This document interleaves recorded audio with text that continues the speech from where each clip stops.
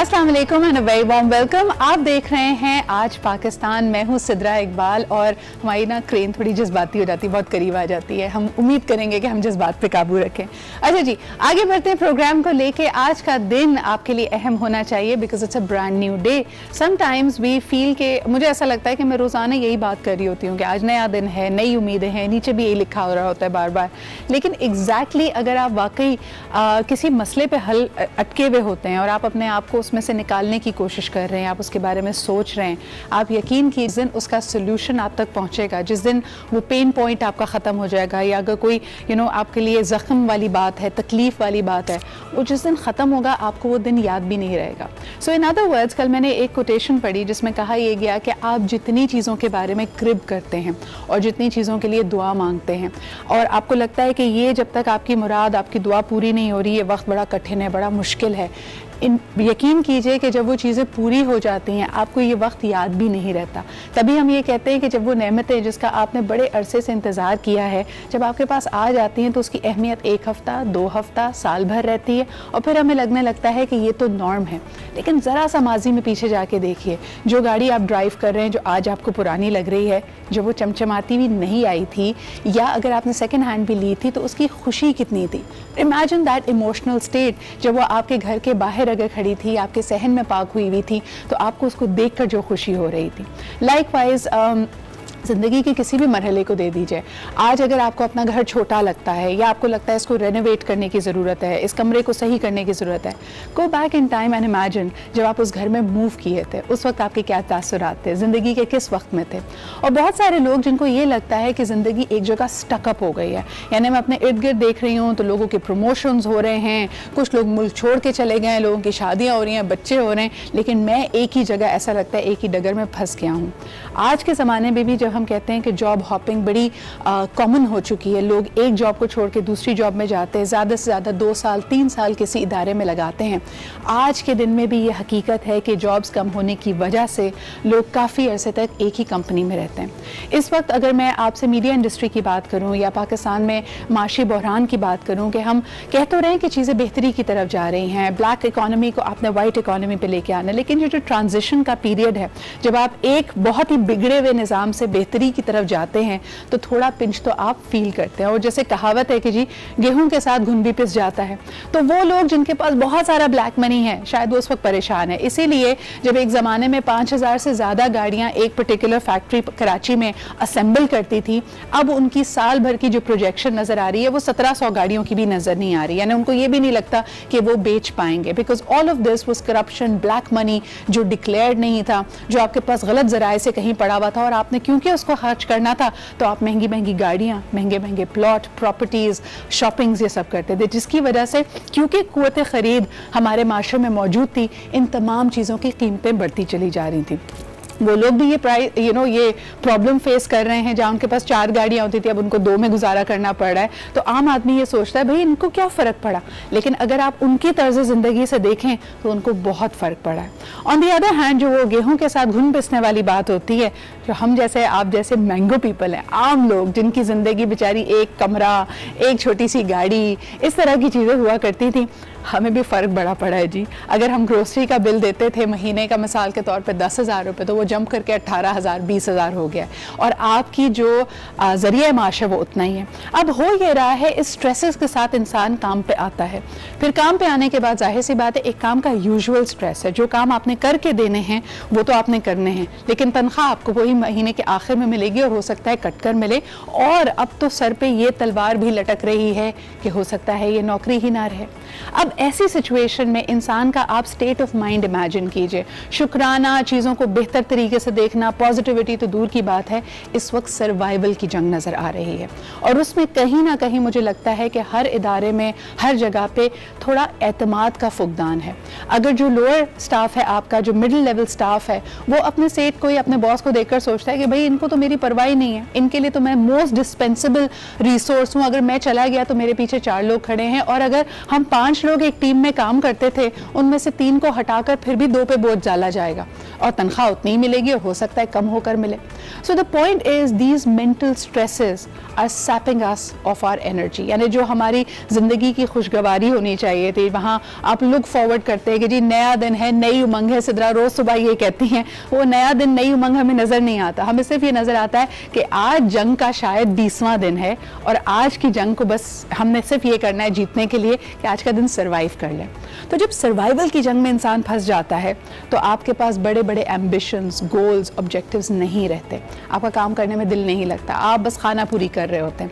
और ऐसे ही लम्हों के लिए कहा गया है that is when you need to go deep inside you. देखें, जिसको हम फेथ कहते हैं, ईमान कहते हैं, वो यही तो है कि नज़रों के सामने कोई चीज़ नहीं है, शायद उम्मीद भी दिख नहीं रही, नियर फ्यूचर में भी बेहतरी नज़र नहीं आ रही, लेकिन फिर भी आप ईमान पे कायम हैं कि नहीं, एक दिन बेहतरी होगी, सब चीज़ों का मालिक और राज़िक अल्लाह ताला है और रास्ता खुलेगा। I think that is what you need to do, get aligned with yourself. कुछ नहीं, अगर आप बहुत शदीद डिप्रेशन में भी हैं तब भी अपने लिए तमाम खिड़कियां बंद ना करें और ये सोचें कि हेल्प इज़ ऑन इट्स वे, आपके लिए मदद आ रही है, दस्ते गैब से मदद आएगी। सो आई थिंक नई उमंग, नई दुआ सिर्फ यही होनी चाहिए कि yes things are tough, let's be realistic, they are very tough, इससे तकलीफ भी होती है, मुश्किलात भी आती है, डिप्रेशन भी होता है, लेकिन they will get better. I hope इसी के साथ हम अपने प्रोग्राम का आगाज़ करते हैं और थोड़ा सा आपका मूड भी बेहतर करने के लिए आपको दुनिया भर से इंटरेस्टिंग स्टोरीज दिखाते हैं। आइए देखें। शौक अपनी जगह, लेकिन खतरनाक स्टंट जानलेवा भी साबित हो सकते हैं। स्कॉटलैंड में मंचले को एडवेंचर का शौक महंगा पड़ गया।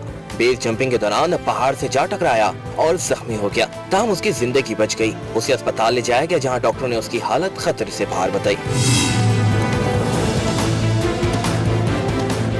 पढ़ने लिखने की कोई उम्र नहीं होती और इंसान जब तक इस दुनिया में मौजूद है उसे इल्म का हुसूल जारी रखना चाहिए। और इस मिसाल को मलेशिया के शहरी ने सच कर दिखाया। 87 साल ज़ईफुल उमर ने ग्रेजुएशन की डिग्री हासिल करके सबको हैरान कर दिया और नौजवान उनसे मुतासिर होने लगे।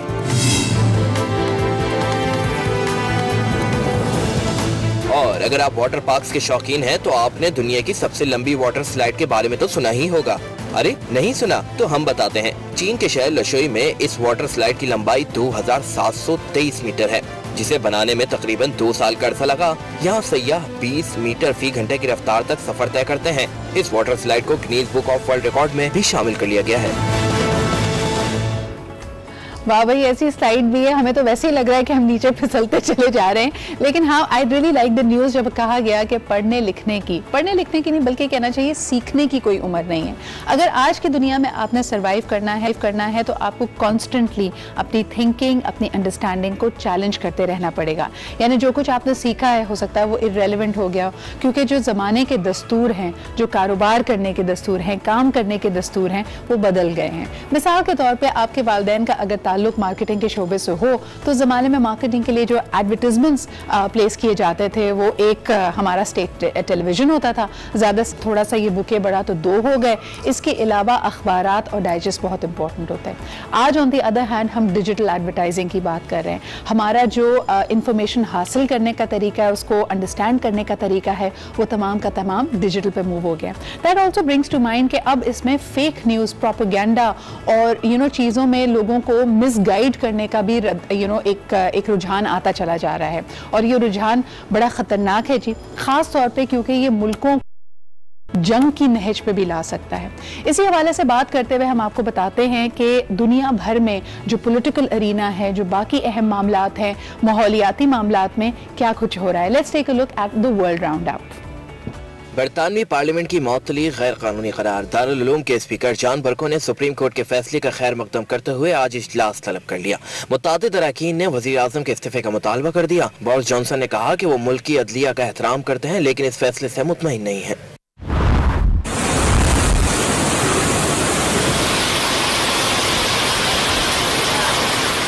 लंदन में मूसलाधार बारिश, सड़कों पर पानी जमा, ज़ेरे जमीन लाइनें और ट्यूब स्टेशन सर्विस जुज़वी तौर पर मुअत्तल हो गयी। लिवरपूल स्ट्रीट स्टेशन की छतें टपकने लगी। मुसाफिरों को शदीद मुश्किलात का सामना रहा। हुक्काम ने मजीद बारिशों का अलर्ट जारी कर दिया। अमरीकी रियासत विस्कॉन्सिन में हुआ भगोलों का राज, सब कुछ उलट कर रख दिया। मुतादिद गाड़ियों और कई घरों को भी नुकसान पहुंचा। इलाके में इमदादी कार्रवाइयां जारी हैं। जी, ना सिर्फ ये चक्कर जो हमें नजर आ रहा है बोरिस जॉनसन के लिए है, लेकिन साथ साथ आपको बताएं कि अमेरिका में भी इम्पीचमेंट की आवाज़ें आने लगी हैं, अकाउंटेबिलिटी का कहने लगे हैं। और ख़ास तौर पे जिस तरह के हमने आपको बताया प्रेसिडेंट डोनाल्ड ट्रंप का ये स्टेटमेंट कि इस्लामिक रेडिकलाइजेशन एक्सट्रीमिज़म के ख़िलाफ़ हम काम कर रहे हैं, इससे उनको लेने के देने पड़ गए हैं। इसमें कितनी ये स्ट्रॉन्ग बात कर, कितनी एडवोकेसी के साथ ये बात की जाएगी, ये तो आने वाला वक्त बताएगा। लेकिन जहाँ बोरिस जॉनसन, जहाँ डोनाल्ड ट्रंप की बात की जा रही है, ये दोनों ही बड़े रहनुमा, ऐसा लगता है कि they will have a tough time in the days to come. दूसरी तरफ अगर हम देखें, बर्नी सैंडर्स अगेन 2020 के इलेक्शंस के लिए बिल्कुल तैयार हैं और माहौलियाती तब्दीली के लिए भी वो काफ़ी कुछ कहते हैं। Climate change is very real. इस दफ़ा हमने देखा कि वज़ीर आज़म इमरान खान साहब ने भी क्लाइमेट चेंज कॉन्फ्रेंस में ये बात बड़े बावर तरीके से कही कि देखिए जी, सिर्फ एक मुल्क और वो भी एक डेवलपिंग कंट्री जिसके पास और बहुत सारे मसाइल हैं, इसका हल तलाश नहीं कर सकती। अगर इसके लिए कॉग्निसेंस लेके आनी है, इसके लिए काम साथ में करना है, तो everybody has to come together.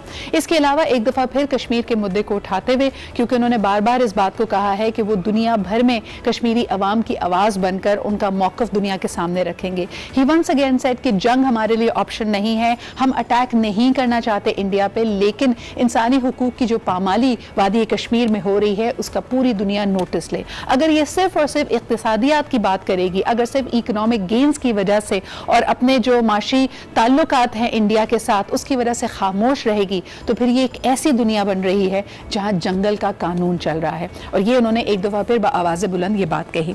अच्छा जी, आगे बढ़ते हैं, मईशत की बात कर रहे हैं और माहौलियाती जिक्र यहाँ पे हो रहा है, तो यकीनन खुश्की और समंदर का ये जो सिलसिला है, जो आपसी नाता है, वो भी बड़ा अहम है। हम जानते हैं कि दुनिया की यानी 3/4 हिस्सा पानी पे मुश्तमिल है और इस पानी को अल्हम्दुलिल्लाह हमने अपनी पूरी कोशिश की है। चाहे आप हमारे ओजोन लेयर की बात कर लें कि हमने ग्रीन हाउस इफेक्ट की वजह से जो पोलर रीजन्स हैं नॉर्थ और साउथ में, आप देख सकते हैं नॉर्थ पोल और साउथ पोल में कि ग्लेशियर्स कितनी तेज़ी से पिघल रहे हैं और इसकी वजह से लोगों ने कहा कि जो सतह समंदर है वो बढ़ता चला जा रहा है and it is going to cause a lot of problems. दूसरी तरफ जहाँ जहाँ आबादी है, जैसे पाकिस्तान की बात करें, ये बात मैं बार बार कहती हूँ, सिर्फ कराची से हम जो कहते हैं कि अनफिल्टर्ड पानी यानी बगैर ट्रीट की हुई गंदगी, जिसमें इंडस्ट्रियल वेस्ट भी शामिल है, आपके और हमारे घर से जो नकासी है आब होती है वो भी शामिल है, रोजाना पिछले 17 साल से हम 5 करोड़ गैलन पानी रोजाना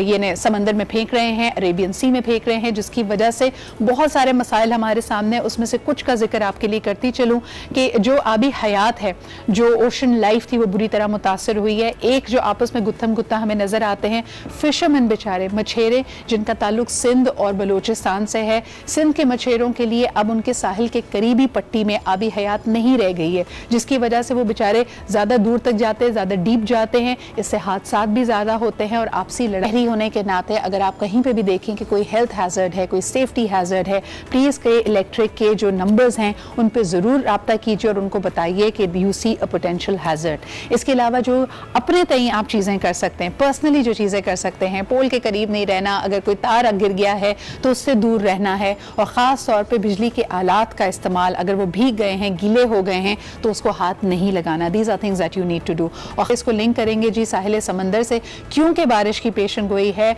समंदर वैसे ही काफ़ी रफ और उसमें तुग़यानी ज़्यादा होगी। कोशिश कीजिए कि वीकेंड पे जितना भी आपको मौसम रिझाए, साहिल समंदर पे अगर आप जाएं तो बहुत एहतियात करें, पानी में ना जाइए। अब लेते हैं हम एक छोटा सा ब्रेक के बाद वापस आएंगे, ज़रा दिल के मामलात को भी डिस्कस करेंगे। दिल के हवाले से हम स्ट्रेसेस की बात करते हैं, लेकिन अमराज़ क़ल्ब से कैसे बचा जा सकता है, इस पर बात करते हैं एक छोटे से ब्रेक के बाद।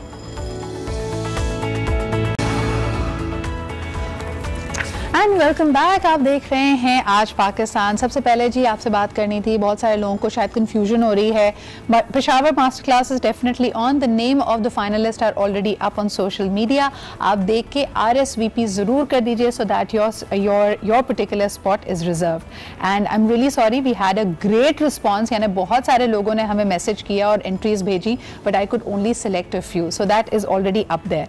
अच्छा जी, अब आगे बढ़ते हैं और आपको ये भी बताते हैं जो मैंने पहले आपसे कहा कि दिल का मामला है तो उसको ज़रा संभाल कर चलना चाहिए, लेकिन अक्सर लोग, वैसे कहा जाता है ना, बड़े दिल फेंक होते हैं, ये उनके जज्बात की अक्कासी करता है, लेकिन हम अपने सेहत के मामले में भी दिल को उतना ही इग्नोर करते हैं।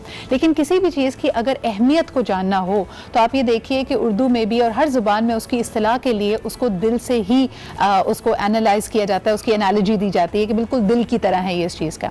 सो इन अदर वर्ड्स, हमारी सेहत के लिए, हमारी ज़िंदगियों के लिए दिल की बड़ी अहमियत है। और आज पूरी दुनिया में वर्ल्ड हार्ट डे मनाया जा रहा है, यानी अमराज़ कल्ब से आगे ही आपकी होनी चाहिए और आपकी लाइफस्टाइल में आपको कुछ ऐसी चीज़ें अगर नज़र आएँ जिसकी वजह से आज नहीं तो अगर आप इसी रवश पर चलते रहे तो 5 साल बाद, 10 साल बाद आप किसी ना किसी दिल के आर्जे में मुब्तला हो जाएंगे, उसके लिए आपको आगाही दी जाए कि क्या आप करेक्टिव मेजर्स कर सकते हैं, प्रिवेंटिव मेजर्स कर सकते हैं। इसमें हमारी डाइट, हमारी लाइफस्टाइल और ख़ास तौर पे अगर छोटी मोटी बीमारियां शुरू ही हो गई हैं, अगर आप हाइपरटेंसिव हो गए हैं, आपकी ब्लड प्रेशर हाई रहना शुरू हो गया है, दिल पे ऑलरेडी बोझ पड़ रहा है, तब आपको क्या करना चाहिए। ऐसे ही बहुत सारे सवालों का जवाब देने के लिए आज हमारे पास मौजूद हैं डॉक्टर सुहेल अब्रार खान साहब।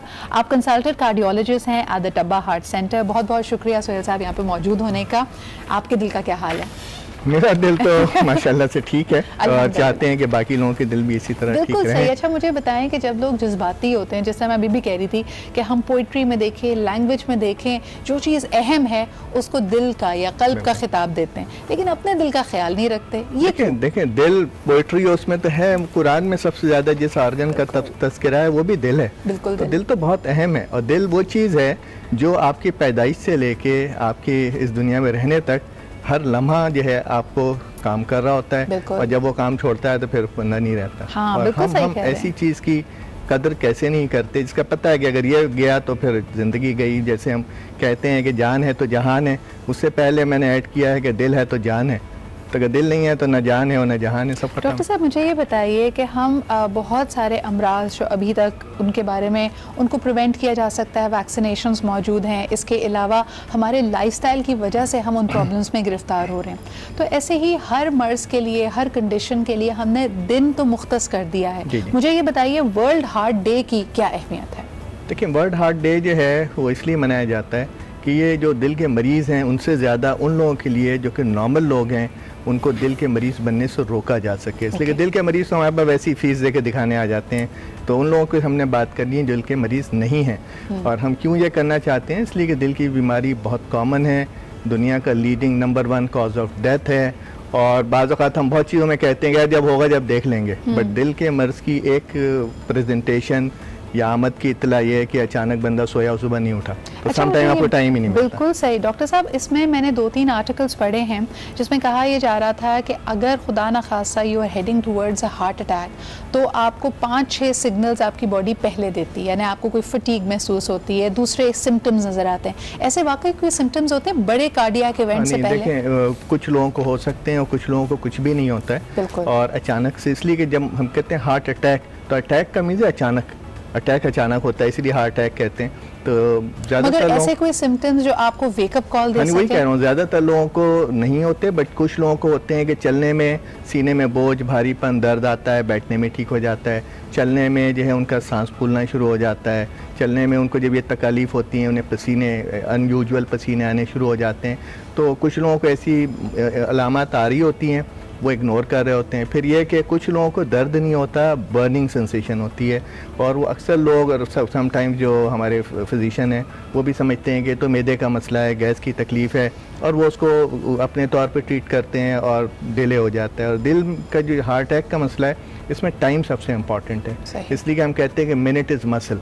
अगर आप मिनट लूज़ कर रहे हैं, आप हार्ट का मसल लूज़ कर रहे हैं। और पहले वक्तों में तो सिर्फ और कभी कभार आपके पास इरिवर्सिबल, इरिपेयरेबल डैमेज होता है। वो जो डैमेज हो गया हार्ट अटैक से, वो यूजुअली इरिपेयरेबल हम कहते हैं कि खुदा ना खासा जब वो हम कहते हैं ना फेटल हार्ट अटैक हुआ है, तब आपका वक्त ही सबसे ज़्यादा इंपॉर्टेंट होता है। आप लेट पहुंचे तो इतनी देर तक कोई मसल स्ट्रेस में रहा है कि आप उसको रिवाइव नहीं कर पा रहे। आज के दौर में वो थेरेपी मौजूद है कि फौरी तौर पे एंजियोग्राफी करें, खून की नाली बंद है उसको खोल दें, ब्लड सप्लाई बहाल होती है, दिल डैमेज होने से बच जाता है। ऐसे भी पेशेंट होते हैं, बड़े हार्ट अटैक होते हैं, फौरी ट्रीटमेंट मिला, लेटर ऑन का दिल बिल्कुल नॉर्मल होता है, ईसीजी नॉर्मल हो जाता है, लेकिन टाइम इंपॉर्टेंट है। अच्छा, इस दिल को जैसे कहा जाता है ना, हम अपनी करेज की बात करते हैं, दिल को मजबूत कैसे करें और इसको ज़्यादा अपनी ज़िंदगी भर तक इसकी सेहत का ख्याल कैसे रखें? सेहत का ख्याल बहुत ज़रूरी है।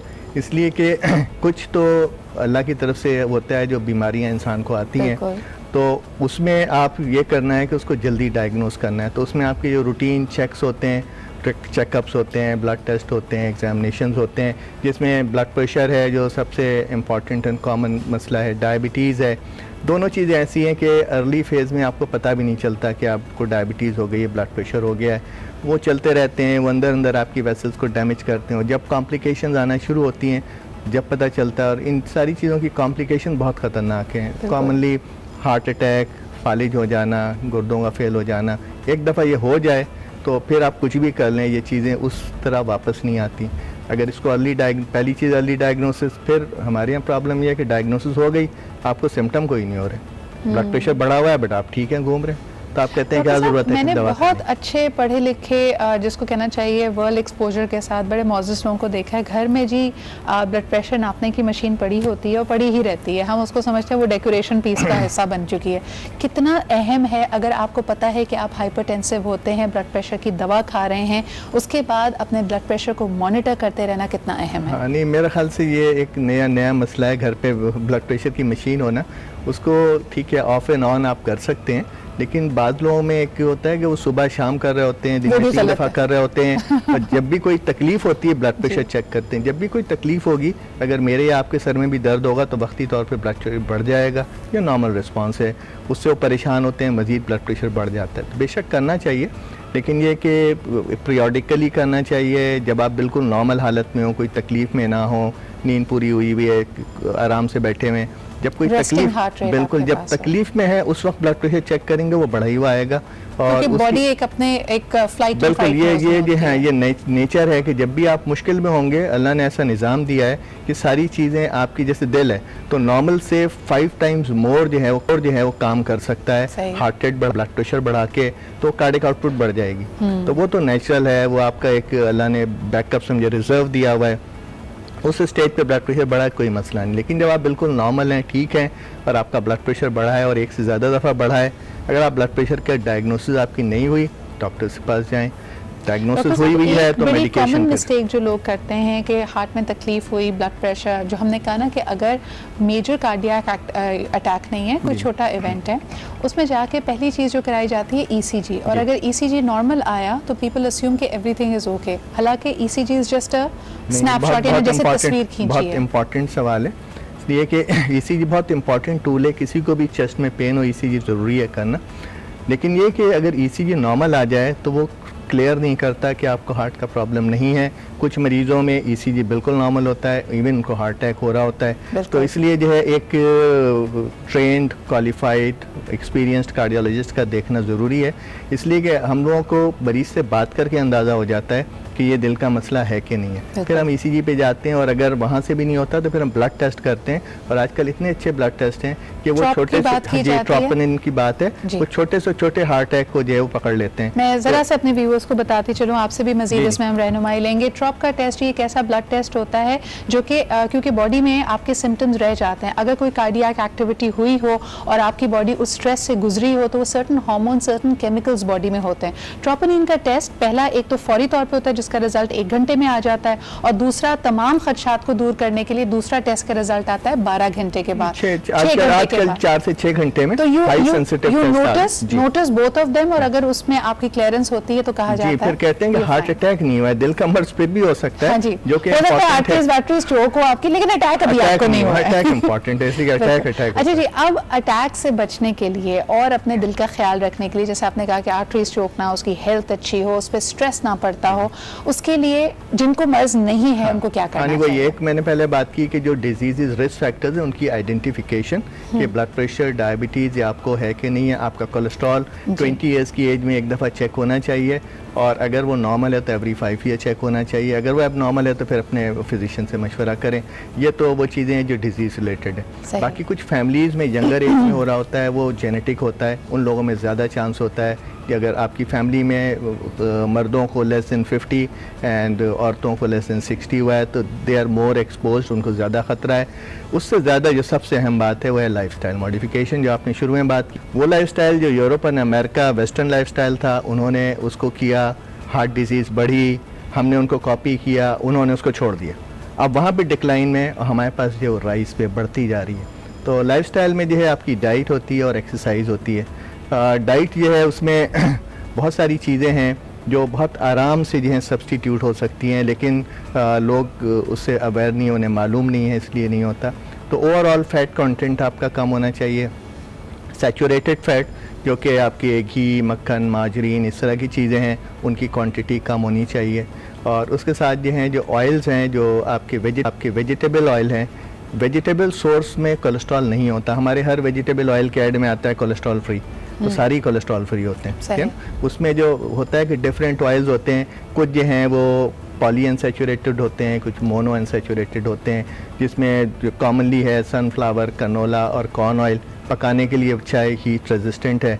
ऑलिव ऑयल जो है वो कच्चा खाने के लिए हीट से वो डैमेज हो जाता है। तो आपने अपनी क्वांटिटी कम करनी है, चॉइस ऑफ जो ऑयल और फैट है सादा करें। अगर आपने कुछ इस तरह की हैवी चीज़ें खानी भी हैं तो वो मेरे ख्याल में वंस इन अ वाइल हो सकता है, पर चीट मील हो सकता है। मॉडरेशन देखें, मॉडरेशन जो है वो ज़रूरी है। नेचुरल चीज़ें जो हैं वो ज़रूरी हैं, इसलिए कि जो अल्लाह ने चीज़ बनाई है इंसान वैसी नहीं बना सकता। अब वो सब नेचर की तरफ वापस आ रहे हैं, तो मॉडरेशन की ज़रूरत है। ऐसा नहीं है कि अगर आप वो चीज़ कोई जो कि बुरी है महीने 2 महीने में थोड़ी सी खा ली तो कुछ हो जाएगा, लेकिन उसकी क्वांटिटी, उसकी फ्रीक्वेंसी पे डिपेंड करता है क्या हो रहा है। दूसरी ये कि ऑयल भी जो हैं अगर आप उसको पकाते रहें सही, तो वो डी नेचर होते हैं, वो घी से ज़्यादा खतरनाक हो जाते हैं। और जितने बाजार में हमारे ऑयल हैं वो पहले ही ख़राब होते हैं और वो मेरे ख्याल कभी चेंज ही नहीं होते। मुझे लगता है वो फ्रेंच फ्राइज आप खाने जाएं या मछली तली हुई बाहर से लेते हैं, वो तो डीजल मछली होती है, वो ऑयल इतना पक पक के कभी नहीं चेंज होता, उसमें ऑयल डलता रहता है। अच्छा डॉक्टर साहब, because I have the last 1 minute, मेरे पास एक बहुत अहम सवाल था। हम अपने शहरों की तरफ अगर देखते, we are not walk friendly infrastructure. जो आम दिनों में लोग, अगर आप यूरोपियन ममालिक की बात कर रहे थे, वहाँ पे 20 मिनट 25 मिनट लोग आराम से वॉक कर सकते हैं। एक तो मौसम वैसा है, इसके अलावा इंफ्रास्ट्रक्चर बना हुआ है। आपके दिन में 10,000 स्टेप्स करना मुश्किल नहीं। कराची में रहते हुए ये बहुत मुश्किल है, आप ट्रेडमिल पे चढ़ते हैं।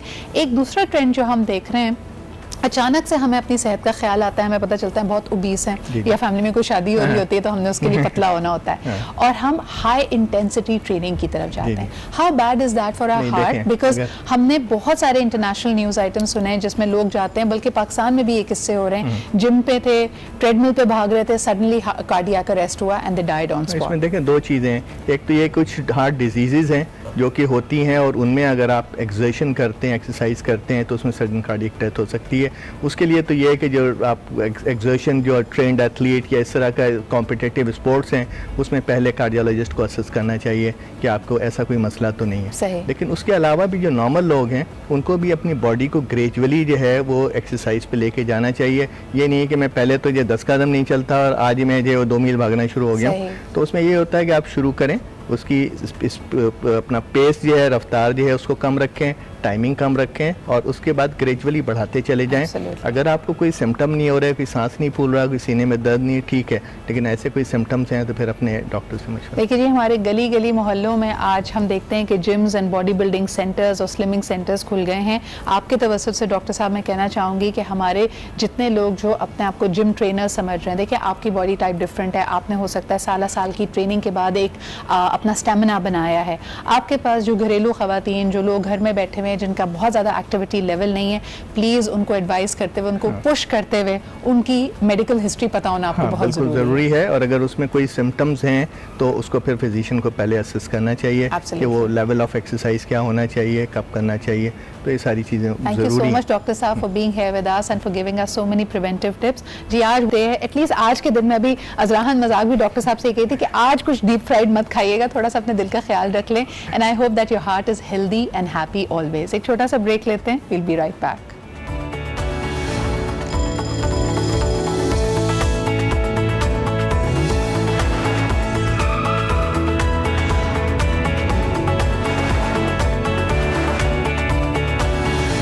कॉन्फिडेंस है, शऊर है, उनमें आपने इसकी वजह से पेरेंट्स में आपने क्या तब्दीली देखी? क्या वो आपके सपोर्टर्स हैं, आपके हामी हैं, बड़ी खुशी खुशी बच्चों को भेजते हैं? अब तो वाकई में मुझे भी खुशी होती है देख के कि पेरेंट्स आके मुझे दुआएं दे कर जाते हैं कि थैंक यू, आपने ये किया या आपने ये किया। हमें वाकई में तब्दीली महसूस हो रही है। लाइक बच्चे सिर्फ स्कूल में पढ़ कर नहीं जाती, अगर वो कुछ सीख रही है तो वो अपने भाई को घर जाके बताती है कि ये गलत है, ये नहीं करना है।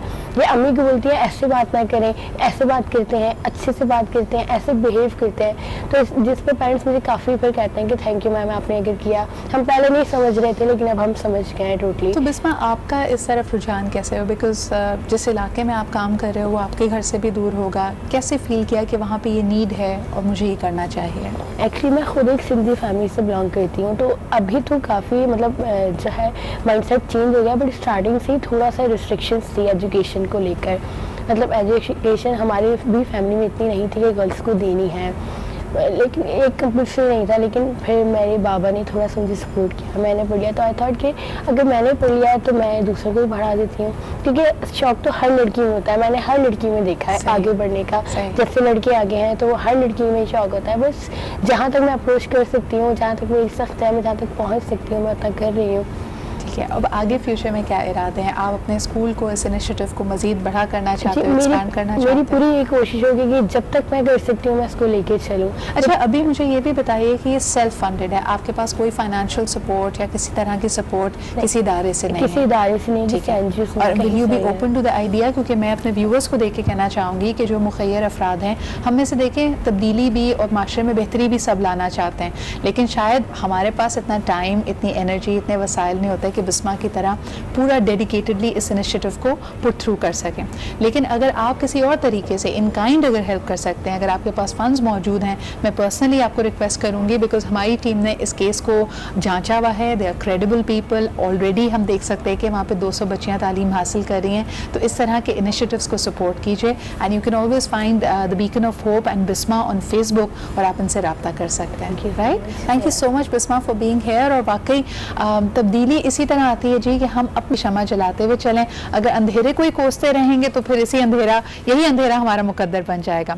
वंस अगेन आपको बताती चलो, मुझे रिपीट करना था कि माय पेशावर मास्टर क्लास के जो फाइनलिस्ट हैं, मेरे पास क्योंकि 350 और 400 के करीब एंट्रीज आ गई थी, मैं तमाम लोगों को अकोमोडेट नहीं कर सकती थी, और फिर मेरे पास कई ऐसी एंट्रीज भी आई जो कि पेशावर शहर या केपी से उनका ताल्लुक नहीं था, वो इस्लामाबाद से, लाहौर से।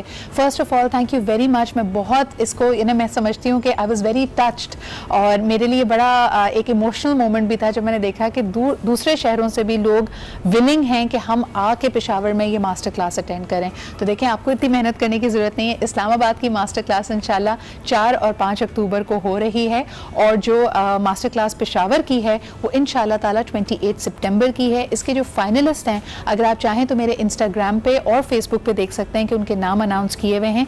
एक आखिरी स्टेप आपने करना है कि RSVP का फॉर्म जो सिलेक्टेड लोग हैं उन्होंने फिल करना है सीरियल नंबर के साथ। वो प्लीज़ अपने लिए एक दफ़ा फिर उन डिटेल्स को देख लीजिए। मैं सोशल मीडिया पे भी लाइव आके इस बात को दोबारा आपके लिए एक्सप्लेन कर दूंगी, but please make sure that you RSVP and Peshawar. I am very excited, I look forward to seeing you all on Saturday.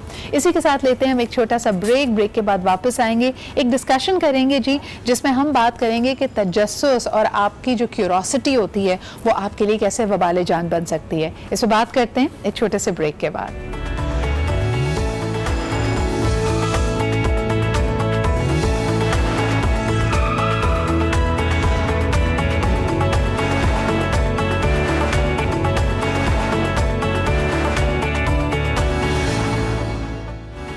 Welcome back after the break. आज मैंने आपको कहा था कि बड़ा ही इंटरेस्टिंग टॉपिक है जिसमें हम बात कर रहे हैं तजस्सुस की, क्यूरोसिटी की, कि वो आपके लिए कैसे नुकसानदेह हो सकती है। कई लोगों को आप देखें कि आप उनके सामने अपना दिल खोलकर हाल अहवाल हर चीज़ उनको अगर बता भी दें, तब भी उनको ये गुमान होता है कि आप कुछ ना कुछ छुपा रहे हैं, और जो छुपा हुआ है, जो मिस्टीरियस है, उसके बारे में तजस्सुस तो होता ही है। लेकिन कभी कभार ये तजस्सुस हद से ज़्यादा गुजर जाता है और आप लोगों की टो में लग जाते हैं, उनके पीछे लोगों यानी सही या गलत तरीके से उनके बारे में इंफॉर्मेशन निकालने की कोशिश करते हैं। ये हमारा आज का मौजू है, और इसके मेरे ख्याल में हम सभी गिल्टी हैं। इसको एज ऑफ इंफॉर्मेशन ने बड़ा आसान भी बना दिया है, अब फिंगर टिप्स पे होता है। पहले एक ज़माने में जी अम्मी बताती हैं कि कोई टेलीफोन डायरेक्टरी हुआ करती थी, एक एक्चुअली अल्फ़ाबेटिकल ऑर्डर में मोटी मोटी डायरेक्टरीज आती थी, जिसमें किसी के नाम से अगर कोई रजिस्टर्ड फ़ोन है तो वो फ़ोन नंबर होता था। आज ये काम सेकेंडों में हो जाता है, इतनी मेहनत नहीं करनी पड़ती। अगर आपको कोई शख्स के बारे में कुछ इन्फॉर्मेशन निकालनी है, सिर्फ उसका नाम एक सर्च इंजन पे डालिए तो उसके अगर सोशल मीडिया अकाउंट्स हैं, कोई प्रोफेशनल अकाउंट्स हैं, उनके बारे में कोई इन्फॉर्मेशन है, सही हो या गलत हो, निकल के आपके सामने आ जाती है। लेकिन यहाँ हम फोकस करना चाहेंगे the need to do that. एक ज़माने में छानबीन हर कोई करता है, रिश्ते जब आते थे तो लोग जानने की कोशिश करते थे कि इस शख्स का रवैया कैसा है, इसका बैकग्राउंड कैसा है, काम या जो कुछ इनके बारे में बताया गया है वो सही भी है या नहीं। लेकिन आज सबसे पहले उस बंदे का सोशल मीडिया देखा जाता है, उसकी पुरानी नई तस्वीरें देखी जाती हैं, उसकी सोशल गैदरिंग्स, उसकी दोस्तियाँ, इन सब चीज़ों पे हमारा फोकस होता है। और ये फोकस सिर्फ एक ख़ास रिश्ते के बन जाने तक, बात पक्की हो जाने तक नहीं रहता, हम इसको कई लेवल्स तक ले जाते हैं। So that is our topic today. Husband and wife आपस में शक करते हैं, एक दूसरे की टो में लगे रहते हैं, क्या ये सही है या गलत है। और ख़ास तौर पे ये हमने पहले भी बात उठाई थी कि हमारी बाउंड्रीज़ कहाँ होनी चाहिए। Is it okay to go through your husband's wallet and his phones and everything, या इसमें कहीं ना कहीं एतमाद का, ट्रस्ट का ये लेवल आज 2019 में ये होना चाहिए कि you give people their space. इस पर बात करने के लिए आज बड़ा ही ज़बरदस्त पैनल हमारे साथ मौजूद है। सबसे पहले जी आपको मिलवाते हैं, हमारे साथ हैं पलवशा याह्या, और इन्होंने कल आना था और इनका एक छोटा सा माइनर सा एक्सीडेंट हो गया था जिसकी वजह से ये कल हमें ज्वाइन नहीं कर पाई। Thank you so much Palwasha for being here. आप ही के साथ तशरीफ रखती हैं Iraj Elahi, you are a social activist and also a legal advocate. इसका एक लीगल पहलू भी निकलता है जी, किस तरह अगर आप समझ रहे हैं कि दूसरे की टो में लगने की आदत, उनका शक करना या उनका आपके पीछे पड़ना किसी तरह से ऑफ कोर्स अनऑथराइज और आपको हरासा कर रहा है, तो कानूनी चाराजोई क्या है आपके पास, क्या आप उसके अगेंस्ट कोई लीगल एक्शन ले सकते हैं या नहीं। Iraj is going to guide us about that. And last but definitely not the least, जी पब्लिक फिगर हैं, अभी हाल ही में एक रियलिटी शो में भी इन्होंने हिस्सा लिया है, इस इदारे से भी मुंसलिक रही हैं। हमारे साथ मौजूद हैं शेफ फरा। अस्सलाम वालेकुम। कैसी है सिद्रा? मैं बिल्कुल ठीक ठाक, आप कैसी हैं? मैं बिल्कुल ठीक। अच्छा, रियलिटी शो का मैंने हवाला दिया, वैसे तो आप हैं ही मकबूल, उसके बाद आपको लगा कि कुछ ज़्यादा मकबूलियत में इजाफा हुआ है और उसके बाद लोगों ने स्टॉक करना शुरू कर दिया ऑनलाइन? बहुत ज़्यादा, इतना ज़्यादा कि मैं सोच में जहाँ जाती हूँ तो मुझे बताया कि आप उस शो पे थी, आप उस शो पे थी। अच्छा, मैं बहुत तंग आ गई, अब मुझे कोई डिस्कस ना करे इस चीज़ को। हाँ। क्योंकि जब आपने रियलिटी शो किया, जब हम वहाँ मौजूद होते हैं तो क्या हो रहा होता है, आप क्या देख रहे होते हैं वो आपको पता नहीं होता, और आप जज कर लेते हैं कि अब आपको मालूम ही नहीं है कि हमने किस तरह से फेस किया उस चीज को, वो टाइम कैसे गुजारा, क्या था। अच्छा, ये चीज़ मौजू से भी बड़ी लिंक होती हाँ, है। उसमें ये है ना कि आप अक्सर जो पब्लिक फिगर्स की चले बात शुरुआत में कर लेते हैं कि पहले फ़ैन आपका सिर्फ ड्रामा या आपकी सिर्फ मूवी देखता था या आपके गानों को सुनता था। अब जब से आप इंस्टाग्राम पे, फेसबुक पे आपके पेजेस हैं, आपके ग्रुप्स हैं, people want to know more, they want to be connected more, तो उसमें वो जो तजस्सुस है या स्टॉकिंग की टेंडेंसी है इराज, वो ज़्यादा बढ़ती चली जा रही है। क्या लीगल प्रोटेक्शन मौजूद है किसी पब्लिक फिगर के पास कि वो ये लाइन सेट कर सके, okay this is the stardom I have signed up, कि लोग मुझे यहाँ तक कांटेक्ट करें, इसके बाद मेरी पर्सनल लाइफ है, इसके बाद मेरी प्राइवेसी है? साइबर क्राइम लॉज अभी आई वुड से 2-3 years हुए इंट्रोड्यूस हुए लाइक अभी इतना टाइम नहीं हुआ है, बट कोई भी लॉ जब इंट्रोड्यूस होता है किसी भी कंट्री के अंदर, उसकी इम्प्लीमेंटेशन में थोड़ा सा वक्त लगता है। सो अभी I would say we do have those laws, but implementation में काफ़ी वक्त गुजर जाता है। एंड तब तक जैसे अगर कोई सेलिब्रिटी है या अगर कोई ब्लॉगर है या अगर कोई एक नॉर्मल पर्सन भी है जिसका अकाउंट ओपन है, फॉर एग्जांपल इंस्टाग्राम पे, पब्लिक है बेसिकली, तब तक इतनी डेफेमेशन हो चुकी होती है, इतनी स्टॉकिंग हो चुकी होती है, इतनी ट्रोलिंग हो चुकी होती है कि एक्चुअली इसको कहना चाहिए पलवशा जंगल की आग। यानी हमारे कई सेलिब्रिटीज को देखें, they put up a picture और वो सेकंड्स नहीं गुजरते कि उस पर हज़ारों लाइक्स आ जाती हैं, वो हज़ारों दफ़ा सेव हो जाती है, हज़ारों दफ़ा शेयर हो जाती है, कमेंट्स उस पर आ जाते हैं, अच्छे बुरे सब मिलके। How does that make you feel since you are also in media? Yes definitely not safe, because मेरे साथ इस तरह के 1-2 वाक़यात हो चुके हैं जहाँ पे लोगों ने मुझे डायरेक्ट मैसेज DMs किए हैं कि आप उस जगह हैं, फ़लानी जगह पे, हालांकि मैंने जगह टैग भी नहीं की होती थी। सो थोड़ा वायलेटेड बंदा फील करता है, और तब भी फील करता है जब बगैर पूछे कोई आपकी तस्वीर ले रहा हो, ठीक है, like interact with us, have that courtesy कि आप आएँ और तमीज़ से पूछें कि क्या हम आपके साथ तस्वीर खिंचा सकते हैं। आई रिमेंबर पेशावर में मैंने इवेंट किया था, तो I got my first fan letter ना, तब मुझे शुरू में बड़ा अच्छा लग रहा था कि it's so cute, it's so nice, but जो हम डिजिटल एज में अब आ गए हैं, देयर आर नो बाउंड्रीज, और लिटरली लोगों को नहीं पता होता। फैंस हैं, ठीक है, उनके पास क्वेश्चंस होते हैं, कुछ आपसे बहुत मोहब्बत करते हैं, फिर अगर आप उनको कुछ कह दो तो उनको लगता है अब मैं गरूर आ गया। तो as soon as I became part of the media industry, जितने भी जो ऑलरेडी एक्टर्स, एस्टैब्लिश्ड एक्टर्स थे, उन्होंने ये कहा था कि अपने DMs में से कभी भी किसी को रिस्पॉन्स मत देना। That's all they said. They said कि मेन पेज पे रिप्लाई कर दिया करो, बट DMs में कभी किसी को रिस्पॉन्स मत करना। And then another interesting fact सदा मैं आपको बताऊं कि मेरे साथ जो अक्सर मेरे यानी को होस्ट हो गए या मेरे साथ जो कोलीग्स, जो एक्टर्स हो गए, उनके स्क्रीनशॉट्स अक्सर लड़कियां मुझे भेजती थी कि ये फलाना बंदा फ्लर्ट है, ये फलाना बंदा ऐसा है। अच्छा, किसी पे भी इस तरह का इल्जाम लगाना एक अलग टॉपिक हो जाएगा, लेकिन आजकल मुश्किल नहीं रह गया।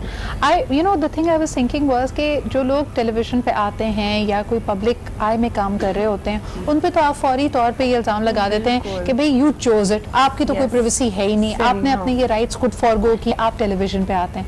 आई थिंक तहजीब याफ्ता माशरों में ये लाइन, ये बाउंड्री बड़ी क्लियर है कि what I do on television is my work but I am still entitled to my privacy, और ये चीज़ हमें समझनी चाहिए।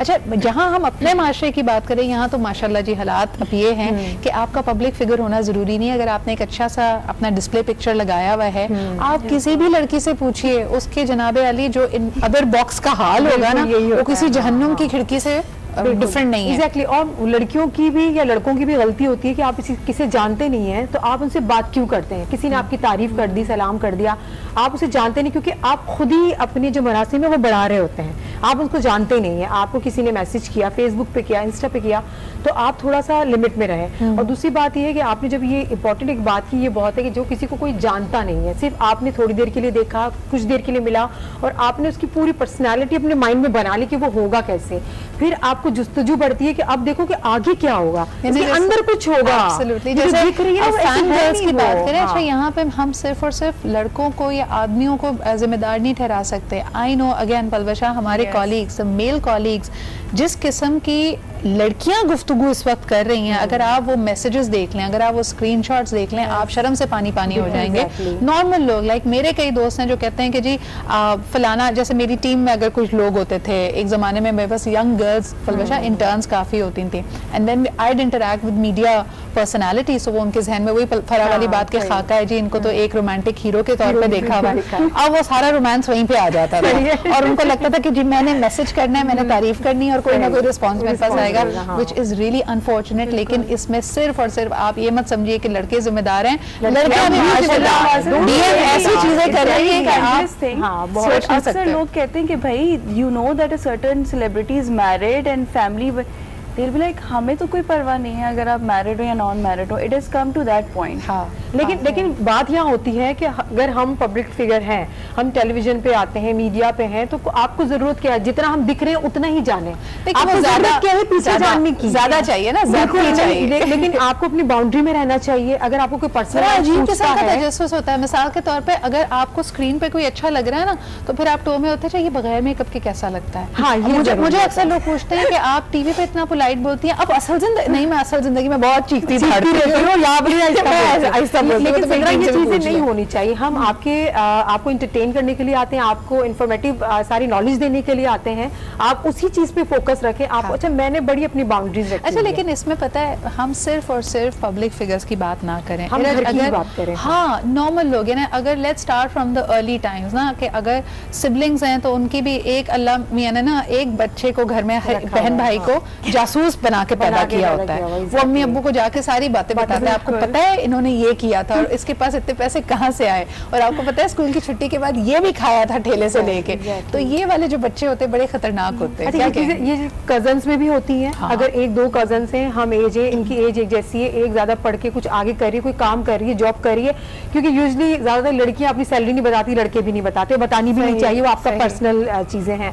तो अच्छा, उसकी कजन को बड़ा तजस्सुस होता है, वो किसी को पीछे लगा देती है, ये काम कर रही है, देखो इस सैलरी इसकी लगता ज्यादा है, मुझे कम बता रही है, या फिर कम है मुझे ज्यादा बता रही है, उसकी छोटी चीज, जबकि उसको उससे कोई वास्ता ही नहीं है, ज्यादा हो कम हो कुछ भी हो, ताल्लुक नहीं है। मुझे लगता है ये शैतानी वसवसा है। Exactly. I was that child. You were the child. I was a child अच्छा. in the household. I have two younger brothers, so I could not keep anything from my mom. हाँ, I had to tell her. ये होते हैं tell टैटलर्स और उर्दू में कहते हैं चुगलखोर बच्चे। इनके बारे में भी बात करते हैं। कॉलर हमारे साथ है, उनसे बात करते हैं पहले। हेलो, अस्सलाम वालेकुम। वालेकुम अस्सलाम। सिद्रा कैसी हैं आप? मैं बिल्कुल ठीक ठाक, आप कैसे सिद्रा, हैं? आपका प्रोग्राम बहुत अच्छा होता है। कल भी अगर मगर का मैं कॉल नहीं कर सकी, टॉपिक बहुत अच्छे होते हैं। अगर मगर का कहना कि शैतान का दरवाजा खोलता है काट। और आज मैं कहना चाहूंगी कि हम लोग मजहब से दूर हो रहे हैं ना। ये जो बात है तजस्सुस, तो कुरान में लिखा है एक दूसरे की तोहमे ना रहा करो और कोई गुमान ना रखो, बदगुमानी ना करो, तजस्सुस कि किसकी क्या हो रहा है, क्यों है। तो अगर हम इस पे सोच लें ना कुरान का तर्जुमा, तो फिर हम ये काम करें ही नहीं। मुझे ये बताइए कि फिर बीवियों को इतना तजस्सुस क्यों होता है कि उनके शौहर क्या कर रहे हैं, किधर हैं, किससे बात कर रहे हैं? वो तो उसमें दोनों में एक दूसरे पे एतमाद की बात है। जाहिर अगर शौहर थोड़ा सा आजकल ड्रामों में क्या यार भाई ये सब दिखा रहे हैं कि जी फ्लर्ट है, मैसेज कर रहे हैं बीवी के होते हुए, तो थोड़ा सा ये चीज तो अगर कुदरती चलती है, शक तो खैर नहीं होना चाहिए, लेकिन इसमें तो चलो इजाजत है। वो भी टोनी तजस्सुस से पूछ ले, चेक करना मोबाइल पूछ ले। आप तो ऐसे कह रहे जैसे अगले में सच सच बता देगा। भी नहीं बताएगा तो अगर अच्छा नहीं बताएगा तब जासूस बन जाए आप, हैं जी? तो नहीं, अब देखिए साहिबा रैम्बो या बहुत सी मिसालें अच्छी अच्छी हैं कि दोनों पे एक दूसरे को ट्रस्ट है और दूसरे लोगों के साथ भी अदाकार काम करते हैं। देखिए, कामयाब शादी वही है जहाँ पे ट्रस्ट है। बहुत बहुत शुक्रिया हमें कॉल करने के लिए। अच्छा, जो आपने कहा स्टॉकिंग वाली बात, हम दोस्तों के ग्रुप में भी एक बंदा ऐसा जरूर होता है, जैसे आप नाम ले लेना, भाई मैं फलानी जगह गई थी, वहाँ पे सो एंड सो मेरे मैनेजर है, बॉस है, यार किसी का पता कराना है, सिर्फ उस बंदे को नाम दो और उसकी वो पीछे लग जाता है। जन्म कुंडली सामने आ जाती है। फ्रेंड्स में तो कुछ ज्यादा होते हैं। आपके कजन, फिर आपके जो भाई बहन, वो तो कम होते हैं, फ्रेंड्स ज्यादा आपके साथ बहुत अच्छे होते हैं, क्योंकि मैंने बहुत देखे हैं। मैं 13 साल से इस फील्ड में हूँ और मैंने बहुत ज्यादा देखे हैं। आपके साथ इतनी बेस्ट फ्रेंड आपकी होंगी, या फिर आपका कोई मेल भी हो सकता है, फीमेल भी हो सकता है, लेकिन आपसे नहीं पूछेंगे डायरेक्टली कि तुमने ये क्या किया। फॉर एग्जाम्पल हम थोड़े नीचे भी तो जाते हैं, अगर डायरेक्ट पूछ लिया तो फिर मजा कहाँ? फिर आपकी वो बेस्ट फ्रेंड किस चीज की? आप कहते हो कि मेरी इसकी बहुत बनती है, भाई मैं तो इसकी बहुत अच्छी दोस्त हूँ, और आपने उससे डायरेक्टली पूछा ही नहीं। सुने, बेस्ट फ्रेंड काम भी तो बहुत करके दे। पलवशा, जैसे अरेंज मैरिजेस में होता है, किसी का बहुत अच्छा रिश्ता आया, अब जाहिर सी बात है ट्रेडिशनल सिस्टम है, शायद उसी तरह होनी है, उसी तरह आगे बढ़ना है, लेकिन अपने मंगेतर के बारे में या प्रोस्पेक्ट के बारे में आप बेस्ट फ्रेंड से ही कहते हैं ना, ये नाम है, जरा डिटेल्स तो निकालो। बेस्ट फ्रेंड कहती है मैं फेक आईडी बना के जरा इसको चेक करके आपको बेस्ट फ्रेंड पता भी कर दी कि इन दोनों के दरमियान सही चल रहा है, कुछ गड़बड़ है, वो भी तो हमें लग जाती है। नहीं, सही सी बताओ, तुम्हें क्या लगता है ये रिवायत सही है? ये रिवायत गलत है, अनएथिकल है, मगर ये रिवायत की जाती है, निभाई जाती है। लेकिन ये बिल्कुल गलत है। बताऊं, अभी पिछले दिनों पलवशा भी जानती होगी, आप लोगों की भी नजर से गुजरा होगा, and I absolutely despise it, और मैं जानबूझ के यहाँ पे बात करना चाहती थी। कई जी फेसबुक पे अब नए ग्रुप्स बन गए जो कि सीक्रेट ग्रुप्स होते हैं, क्लोज ग्रुप्स होते हैं, और उसमें आप शामिल हो सकते हैं, और उसमें अपनी तरह से पता नहीं क्या उन्होंने जो ना लड़कों की डायरेक्टरी बना दी है कि अगर आपका फॉर्मली रिश्ता है, आप किसी के साथ इन्वॉल्व हैं, उसकी इंटेंशन चेक, वो जो आप कह रहे हैं ना कि एक तो फेक प्रोफाइल बना के, एक ज़माने में उसका नाम जी गुची रिवैम्प था, मुझे नहीं पता अब उसका नाम क्या है, उसमें करते क्या है कि जी किसी भी शख्स के बारे में उसका प्रोफाइल शेयर करके आप कहते हैं कि जरा इसके बारे में बताएं, अगर इनकी कोई पास्ट में गर्लफ्रेंड रेसिपी है, किसी ने जरा इनके साथ कोई भी लिंकअप रहा है, वो आगे आ जाए। लेकिन आप एक लम्हे के लिए सोचिए, अगर इस जेंडर को रिवर्स करें, अगर लड़कों ने कोई ऐसा ग्रुप बनाया हुआ हो जिसमें लड़कियों के प्रोफाइल शेयर हो रहे हो, तो आप उसको किस नजर से देखेंगे? Just because you are a girl या आप एक खातून हैं, डोंट अस्यूम कि आप दूसरे की प्राइवेसी के साथ ऐसे खेल सकते हैं। यानी आप सोचें कि उसी ग्रुप में उस बंदे की बहन भी हो सकती है, उसकी कॉलीग्स भी हो सकती है, उनके कजन्स भी हो सकते हैं। What would they think and feel? क्या कहेंगी आप अलबशा? आई थिंक कि वही बात है कि ये एथिक्स और ये सारी चीज़ें ना बचपन से आपके पेरेंट्स जो आपके अंदर सिखाते हैं ना, इंस्टिल करते हैं, वही चीज़ें आप कैरी करते हो। क्योंकि अगर आपको एज अ पर्सन आपको पता है, आपको किसी को जाना है, meet them one on one, face to face मिले, आप बातचीत करें उनसे, get to know them, take your time. जरूरी थोड़ी है कि आपने चट मंगनी पट ब्याह वाला करना है। With your heart basically. देखें, आपको जिंदगी में जो डिसीजंस लेने हैं इमोशनल रडार से, अपनी मेंटल कैपेबिलिटी से लेने, और उस पर यकीन करना सीखिए। एक कॉलर हमारे साथ है, उनसे बात करते हैं। हेलो जी, अस्सलाम वालेकुम। जी वालेकुम अस्सलाम, राशिद मलिक बोल रहा हूँ। जी राशिद साहब, क्या हाल चाल है? अल्लाह का शुक्र, आप लोग ठीक हैं? अल्हम्दुलिल्लाह। बड़ी अच्छी डिस्कशन चल रही है। अच्छा, मैं ये सोचता हूँ कि ये टोल लेना है, ये एक्चुअली एक हसद और जेलसी की डेवलप्ड फॉर्म है। और ये बड़ी एक नेगेटिव सी फोर्सेस हैं।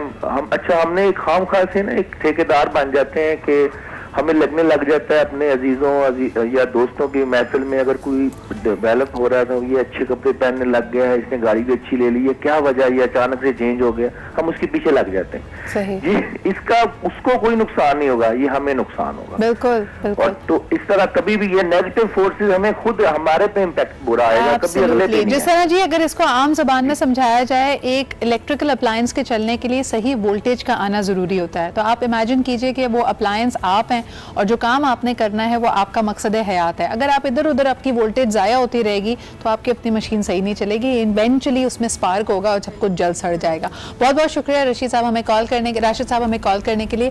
इरज, मुझे ये बताइए कि जो इन्होंने अभी बात की जेलसी फैक्टर, जेलसी के साथ साथ मैं समझती हूँ इनसिक्योरिटी भी होती है, कहीं ना कहीं ये एहसास होता है कि जैसे अगर हस्बैंड एंड वाइफ की बात की जाए और इन्होंने ड्रामों का जिक्र कर दिया यहाँ पे कि भाई अगला जिसकी तरफ हो सकता है मेरा हस्बैंड माइल हो जाए वो मुझसे बेहतर है, तो ये इनसिक्योरिटी पे कैसे काबू पा सकते हैं आप सबकी नज़र में? आई would say that from my own personal experience, अभी मेरी शादी को ऑलमोस्ट 1 साल होने वाला है। Okay, so speaking from my own experience, I feel personal space को रिस्पेक्ट करना बहुत ज़रूरी है किसी भी रिश्ते में, be it father daughter, father son, or even siblings, anyone, it can be anyone.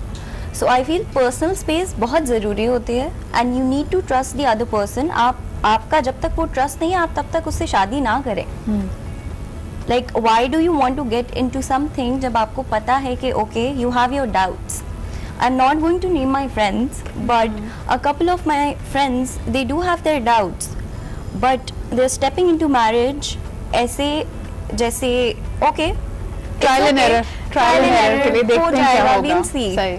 आप क्या कहेंगे? मुझे लगता है कि ट्रस्ट आप करते हैं, ठीक है, पहले ट्रस्ट करते हैं फिर शादी करते हैं और फिर जो बाकी चीजें वो बाद में होती है, पहले नहीं होती। पहले होती तो आप पहले शादी ही ना करते, ट्रस्ट करने के बाद ही शादी होती, चाहे वो नाकाम हो जाए वो कामयाब। आपको पता है हमारे शो में भी पिछले दिनों एक काउंसलर थेरेपिस्ट में बहुत अच्छी दोस्त हैं हुमैरा आफान वो आई हुई थी and she was talking about जैसे मिथ्स बनाए हुए ना कुछ, तो उन्होंने कहा कि शादी में there is something called the 7-year itch, यानी शादी के 7वें साल यकायक आपको लगता है कि भाई अच्छा अभी तक तो कुछ गुनूदगी की हालत में 7 साल गुजर गए, एकदम से एक वेकअप कॉल मिली है और उसमें आप कह रहे हैं अच्छा ये कुछ हो रहा है। उस वक्त रोविंग आई भी ज्यादा होती है और उस वक्त तजस्सुस भी बढ़ता है। आप इस थ्योरी से एग्री करती हैं? बिल्कुल मैं करती हूँ। और जब आपकी शादी होती है और देखिए हस्बैंड वाइफ दोनों रह रहे हैं, इस तरह होता है कि 80% चांसेस होते हैं कि औरतों को या मर्दों को एक दूसरे पे शक होता है, जब तक कोई तीसरा बंदा आपको वो शक आपके दिमाग में ना डाले। ये ज्यादा जरूरी होता है कि तीसरा बंदा आपको डाले नहीं, वो बोलेगा तुम चेक तो करो, तो लेट क्यों आ रहा है तुम्हारा। अच्छा, ये भी कहने की जरूरत है कभी कभार अगर कुछ ड्रामों को हम भी आजकल फॉलो कर रहे हैं उसमें भी ये इशू चल रहा है, उसमें ये कहा जाता है इस वहाँ तक कि किसी को ये कहना पड़े कि यार अपने हस्बैंड पे नजर रखो, कोई आके खातून अपनी रोदात सुना देना कि मेरे साथ ये हुआ है या आस पड़ोस में देख या इवन अगर आपने प्ले में देख लिया है और आपने देखा कि ये हीरो बड़ा तैयार होके जा रहा था तो उसका बाहर चक्कर चल रहा था, बाहर कोई अफेयर था, अब आपके हस्बैंड ने भी बेचारे ने कलोन लगाया नहीं, वो लाइक वाचिंग इधर जा रहे हैं इतना तैयार होके। यहाँ पे मजबूत रिश्ता जो है हस्बैंड वाइफ का है, भाई बहन कजन्स आए नहीं आए कोई इससे फर्क नहीं पड़ता, लेकिन हस्बैंड वाइफ को सबसे जरूरी है जी। बीवी को और अपने हस्बैंड को जरूरी है कि वो पहले तो देखे, पहले चेक करे, पहले तसल्ली करे, दूसरों की बातों में ना आए। लेकिन भाई कहते हैं हर खातून के अंदर एक FBI एजेंट, एक CIA होता है जो अपने मियाँ को घूर के देखती है, कहती तुम बताओ ना बताओ, पता तो मुझे चल ही जाएगा। दूसरे भी होते ना, हंस के बोलते, मजाक से बोलते, जरूरी नहीं है कि आप उनको एक आप पुलिस वाली बन के बोलते हैं, पहले तो बोले। मुझे एक और बड़ा जबरदस्त सीन में याद आ रहा है, वो मैं बाद में आपको बताती हूँ। एक कॉलर से बात कर लेते हैं। हेलो जी, अस्सलाम वालेकुम। वालेकुम सलाम सिद्रा, कैसी हैं? मैं बिल्कुल बात कर रहा हूँ, वेरी इंटरेस्टिंग टॉपिक और आपकी तमाम मौजूद खवातीन को सलाम हो। बात है कि टो लेने की आदत सिर्फ औरतों में नहीं मर्दों में भी होती है, और टो लेने की सिर्फ आदत नहीं होती, टो इसलिए ली जाती है कि फिर उसको BBC बन के नशर भी किया जाता है। और ये कुछ लोगों के अंदर मजा होता है लिटरली। मेरे कुछ दोस्त ऐसे हैं, लेकिन हम लोग ने उनको पॉइंट आउट कर लिया, हम बड़े रिजर्व हो जाते हैं उनके सामने जब वो आते हैं। देखिए एथिकल वैल्यू है कि मेरे फादर जो मुझे सिखाई ना, जैसे किसी आपके खवातीन हमारी बहन ने कहा, देखिए मैं इवन किसी दोस्त के घर भी जाता हूँ ना, तो अगर किसी जगह बैठे हुए गुफ्तगू कर रहे हैं तो मैं फील करता हूँ कि उनकी कोई पर्सनल टॉक चल रही तो मैं अवॉइड करता हूँ, उससे दूर हो जाता हूँ। ये आपकी और साथ साथ लोगों की जो टोल लेने वाले लोग होते हैं उनकी कुरेदने की भी आदत होती है। दे हैव सम मैजिक कि आप उनके सामने जब बैठेंगे या तो वो आपके सबसे ज्यादा फ्रेंड बन जाते हैं और आपके सबसे ज्यादा हमदर्द बन जाते हैं और आपका वेंट आउट करने का आपको मौका मिल जाता है। तो थैंक यू वेरी मच। जी I want to ask this जी, आप तो माशाल्लाह बहुत ज्यादा इस चीज पे बोलती भी हैं, हम सीखते हैं आपसे। मैं कहता हूं कि अगर आप रियलाइज करते हैं आप एक ऐसा बंदा जो आपके सामने है जो आपकी टोल लेना चाहता है, how to tackle them, this is my question. Thank you so much. Very important. मैं आपको बताऊं, बल्कि इसी से लिंक करती हूँ याया, मैंने अभी हाल ही में एक मूवी देखी और उसके अंदर हस्बैंड एंड वाइफ की इसी तरह का एक इंटरेक्शन दिखा रहे थे। तो बीवी पहले बड़ा आराम से सवाल करती है, लेकिन सवाल ना उसने बड़े पुरसरार अंदाज में किया होता है। तो जाहिर सी बात है हस्बैंड उसको डिनाई करता है कि नहीं नहीं तुम जो भी अक्यूज कर रही हो वो बिल्कुल सही नहीं है, लेकिन फिर उसके पास एविडेंस होता है। तो वो एक गोल्डन जुमला बोलता है कि मुझसे सवाल करने से पहले मुझे बता दिया करो कि तुम्हारे पास कितना एविडेंस है ताकि मैं जवाब उसी नौयत का दूं। सो आई थिंक टोल लेने वाले आपके बारे में बहुत कुछ जान चुके होंगे। ये देखें, अगर इंसान कोशिश करे तो अल्लाह मियां भी मिल जाते हैं। तो ये तो छोटी मोटी चीजें हैं कि आपका वॉलेट और आपकी सोशल मीडिया को देखा जाए। एक छोटा सा ब्रेक लेते हैं, we'll come back और आप ही से बात करेंगे। Stay with us and keep watching आज पाकिस्तान।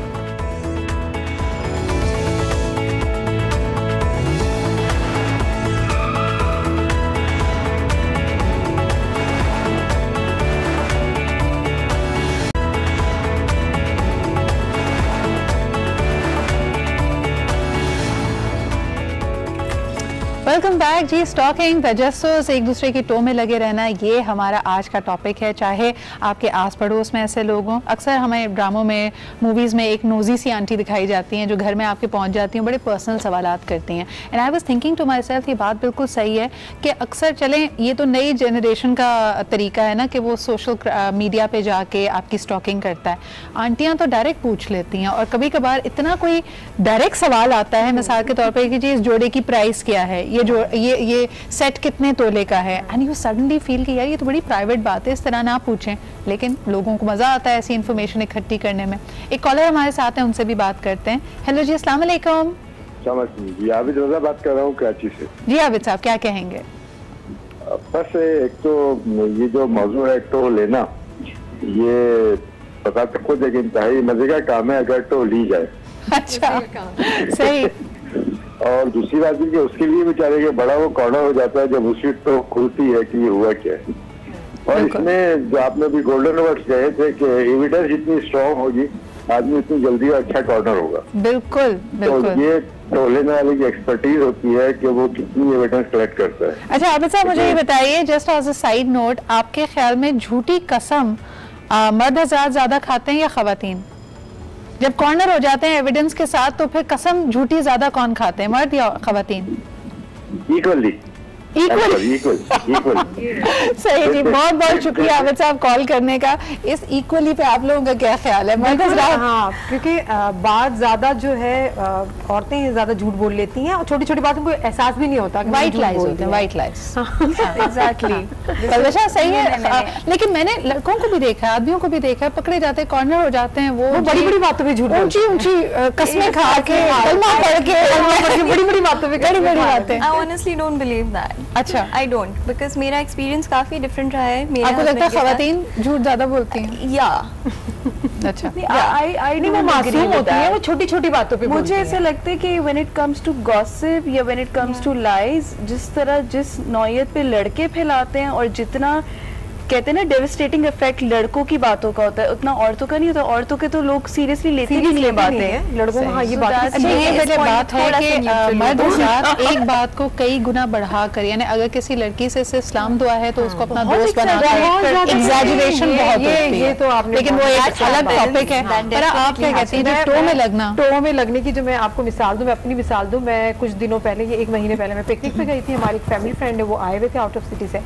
तो हम सब घूमने गए थे। अच्छा, मैंने ये सोच के ही कि देखती हूँ कौन कौन टो लेता है, ये सोच के ही एक लड़का जो हमारी फैमिली फ्रेंड है उसके मेरी तस्वीर गए, पूरी फैमिली थे, उनकी फैमिली हमारी फैमिली, मैंने वो पिक्चर लगा दी, ठीक है, मैंने अपने इंस्टा पे हम साहब की 7 पिक्चर लगा दी और मैं लगाती रहती हूँ, कोई भी मेरे रिश्तेदार हो लगाती, उसकी जो टो लगी है ना, मैं हैरान, मुझे कॉल्स भी आई है, मुझे लोगों ने पकड़ पकड़ के पूछा, अब बड़े प्यार से पूछा है। सवाल पता क्या है मेरा आपसे, ये था कौन? नहीं, वो तो सबने किया।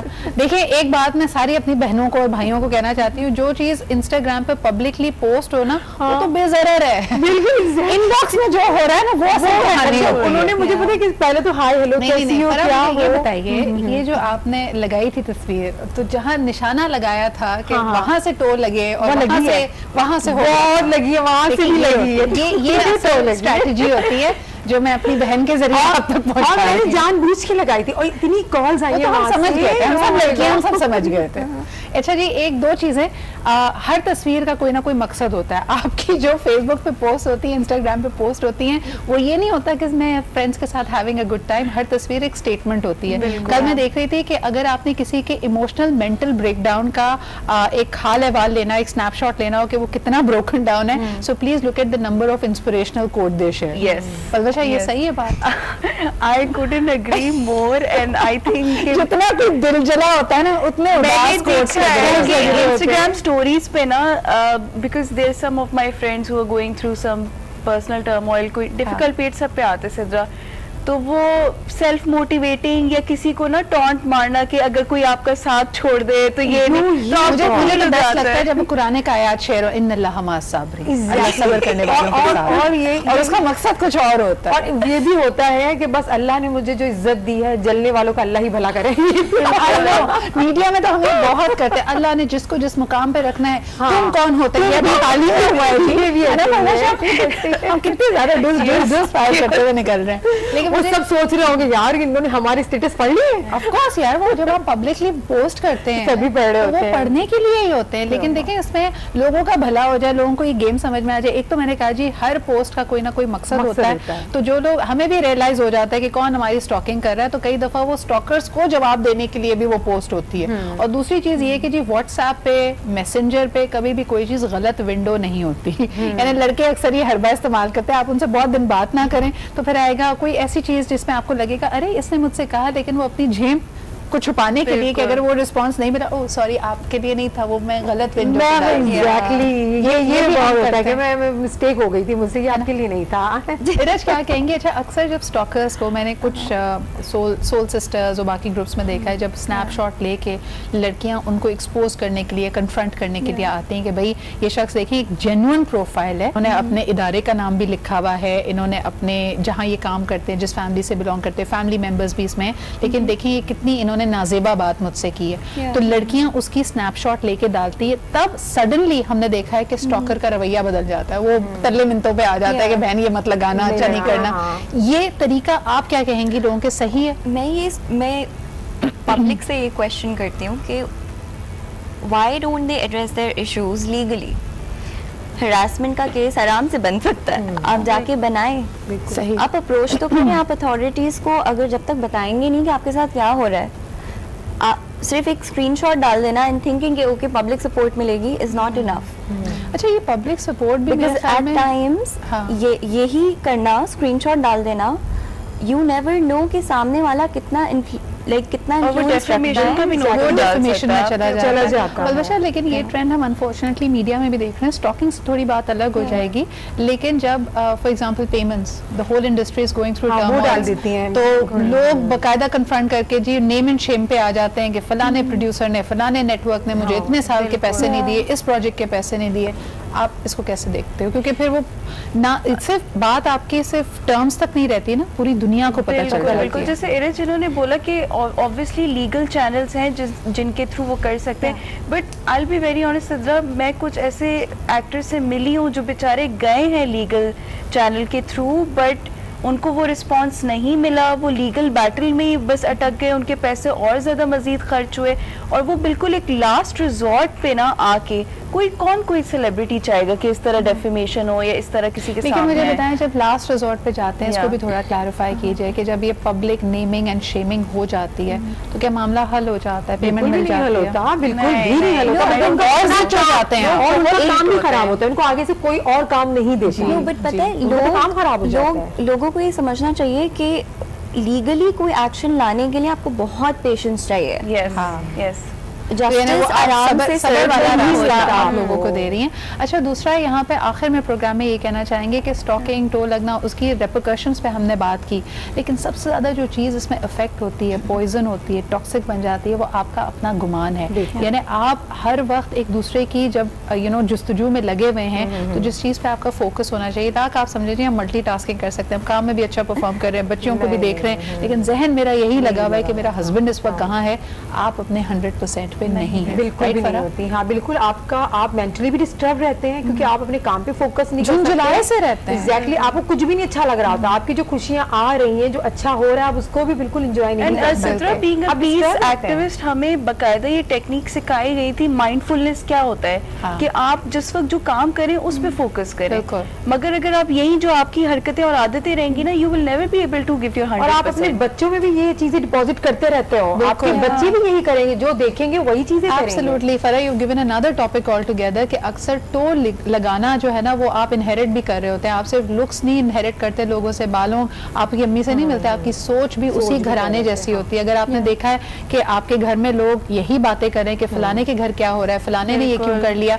You will become that person. So break that cycle. Generations का ट्रॉमा हो सकता है, but you are in the power to change that. Thank you Palwasha, Iraj and Farah for being here.